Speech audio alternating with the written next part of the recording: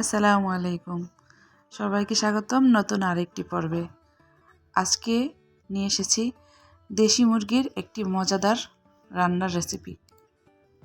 তো চলুন রেসিপিটি দেখে নেওয়া যাক। এখানে আমি একটি দেশি মুরগি একটু বড় সাইজের, এটাকে বেশ কেটে ধুয়ে পরিষ্কার করে নিয়েছি। আর এবার রান্নাতে চলে যাব। দিয়ে দিলাম সরিষার তেল পরিমাণ মতো, আর এতে এক মুঠো পেঁয়াজ কুচি দিয়ে একটু বেরেস্তার মতো করে ভেজে নেব। পেঁয়াজটা ভাজা হয়ে আসলে এতে আস্তে আস্তে সব মশলা অ্যাড করে দেব। প্রথমেই দিয়ে দিলাম 1.5 চা চামচ মরিচের গুঁড়া আর 1 চা চামচ হলুদের গুঁড়া। এখানে জালটা একেবারেই কমিয়ে মরিচ ও হলুদের গুঁড়াটা ব্যবহার করতে হবে, তাহলে কালারটা ভালো আসবে। এরপর দিয়ে দিলাম আদা রসুন ও একটু পেঁয়াজ দিয়ে সবকটা মিলিয়ে একটা পেস্ট করে নিয়েছিলাম, ওইটা পরিমাণ মতো দিয়ে দিবেন। আর তেজপাতা, দারুচিনি, লবঙ্গ, এলাচ এগুলোও দিয়ে এবার আরেকটু কষাবো।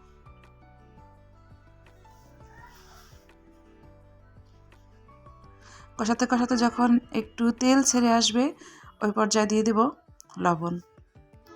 লবণটাও যে যার স্বাদ মতো দিয়ে দেবেন।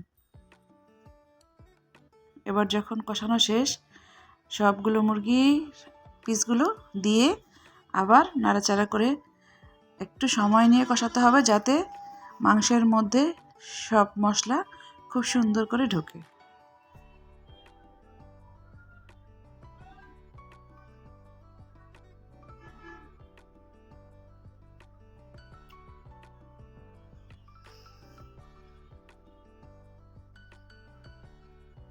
কষানো যখন কমপ্লিট, তখন এতে অ্যাড করে দেব পানি ঝোলের জন্য। নাড়াচাড়া করে সিদ্ধ হওয়ার জন্য এটাকে হাই হিটে জাল করে নেব। আমি একটু ঢেকে দিচ্ছি।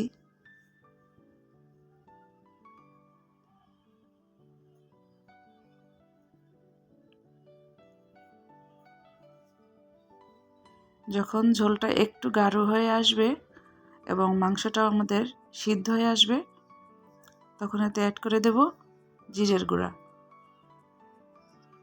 1 চা চামচ জিরের গুঁড়া দিয়ে একটু নাড়াচাড়া করে আর সামান্য কয়েক মিনিট জাল করে নিলেই আমাদের মুরগির মজাদার ঝোল রেডি। দেশি মুরগি এমনিতেই অনেক স্বাদ, আর এই রান্নাটা একেবারেই সিম্পলভাবে করেছি, তারপরও অসাধারণ স্বাদ হয়েছিল। আশা করি এভাবে একদিন ট্রাই করবেন, আপনাদেরও ভালো লাগবে।